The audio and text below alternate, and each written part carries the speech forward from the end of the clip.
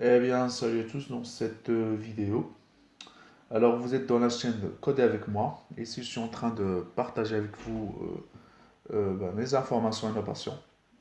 Pour cela, je vais commencer par la première formation qui est une formation sur Flutter. Je vais essayer d'avoir une formation qui soit un petit peu plus approfondie que la normale, même en anglais ici sur YouTube, on ne va pas trouver le même contenu.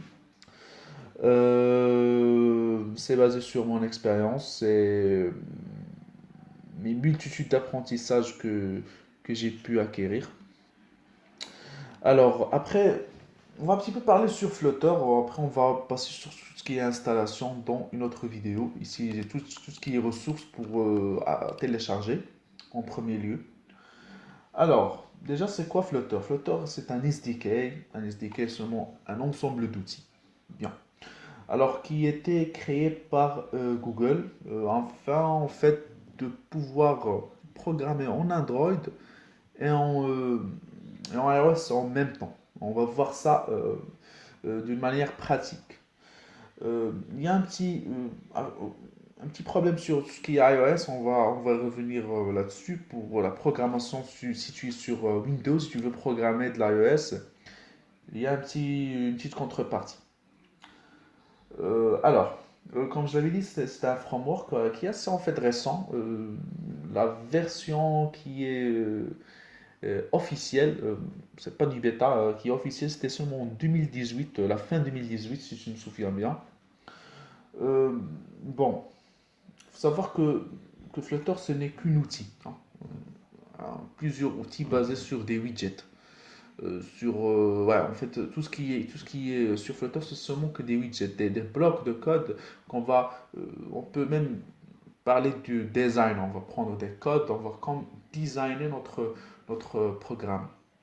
On prend par exemple un conteneur où on va mettre une image, du texte avec je sais pas, avec une icône, puis on va colorer le tout avec du bleu.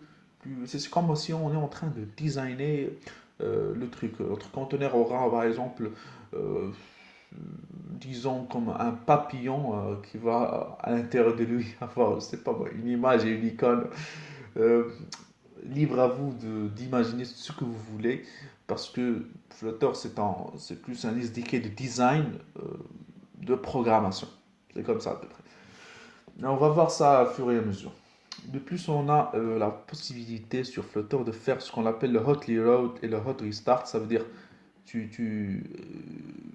comment dire, tu fais ton code, tu modifies un petit peu rapidement, tu peux voir, même pas avec une seconde, même pas une seconde parfois, tu peux voir le changement dans l'application et qui n'est pas fait dans tous les codes. C'est vraiment très récent. Il y a sur React Native qu'on va voir après la formation web parce qu'il y a Flutter, on va faire du web development. Puis on va passer sur du React Native parce qu'on aura acquéri dans du web development le JavaScript et le JavaScript est utilisé pour programmer sur du React Native fait par Facebook. Pas de problème. Alors, ici Flutter c'est un outil. Mais comment on va exploiter cet outil pour programmer? Il faut avoir un langage de programmation qui va me permettre de prendre un outil, un widget et l'intégrer. Prendre un autre widget et l'intégrer. Faire une liaison logique entre ces widgets. On va utiliser le programme Dart, fait lui aussi par Google en 2011, je crois. Euh, Ce langage, en fait, ils l'ont fait pour, soi-disant, remplacer JavaScript afin d'éviter les limites de JavaScript. Tout ce qui est performance. Je crois que c'est tout. Ouais, c'est tout pour une bonne introduction assez générale. Pas très détaillée, mais c'est une bonne introduction. Après, on va commencer par télécharger ici. Je mettrai le lien dans la description. On clique ici, ça se télécharge rapidement. Ça se Flutter, hein, le package list DK. Hein. Tous les outils seront ici. Après, Android Studio, l'environnement de développement mobile avec une possibilité d'utiliser un téléphone qui est un téléphone virtuel pour tester tout ce qui est application. Alors, ben, on se voit dans une autre vidéo et merci beaucoup.